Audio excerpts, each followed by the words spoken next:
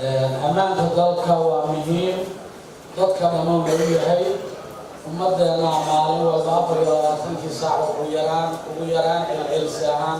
طبعا وفاضلة تضوء وفاضلة كدحيس هي مقالة الشغالية كلها ويران أمانة السياسة ومقالة المقدشة مقالة ملحية أي حالك مريسو مسؤولية كالدوانا بدنا لشيئانا يوم waxaan u arkaa inaan tala fiican ka bixino inaan ummadeena u naxno inaan nafteena u naxno inaan dadka Soomaaliyeed aan mas'uuliyadaha kala duwan lagu siito loo shaqeeyo dhibka jira iyo dhibka ka jira laga hadlo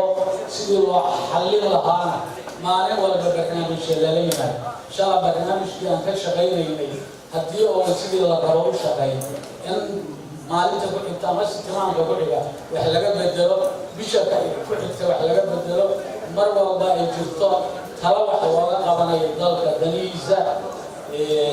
ma aha in qof laga jeclaado kursiga waxa weeye laga jeclaado ummadda iyo adeeggeeda iyo waxqabadkeeda la jeclaysto in la jeclaysto in mataqaanaa sidii sharafka dalka iyo nabadgelyada dalka wax looga qaban lahay waxaan la qabaa asxaabadan uga horeysay dalka iyo dadkeena waa dhib badan u qaba annaga xildhibaanaa iyo mas-uuliyiinta iyo shaqaalaha qaranka ayaa maalmo badan ama maalin kasta dad laga laya si looga badbaado dhibkaas iyo shidadaas hay-adihii amniga ku shaqada lahaa in lala xisaabtamo ayana ay u arkeen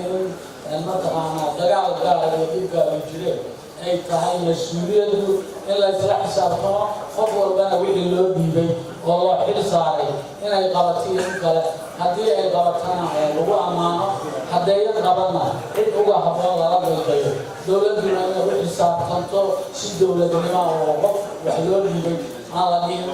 mataqaana jahadaad rabta la aadi barnaamijna loo dhiibo lagulana xisaabtamo arrintaasaan ugu arkaa dheeraynayo maadaama dad badan oo mataqaanaa baarlamaanka sugaya inuu maanta wax ka yidhaahdo anugu aragtidaan qabaa waxa weeye la xisaabtan ummadeena loo xisaabtamo cadowgu meeshuu joogo ciddii weerarkeeda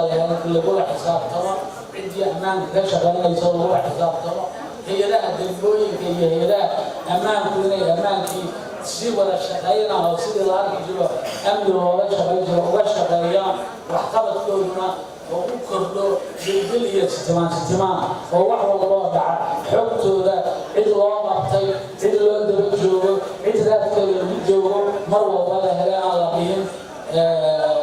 kooxaan la aqoonaa dhibka geysatay sidaas inaanan dalkeena ku xasilin karin magaalo madaxdiiyana halkaas joogtay meel ka fog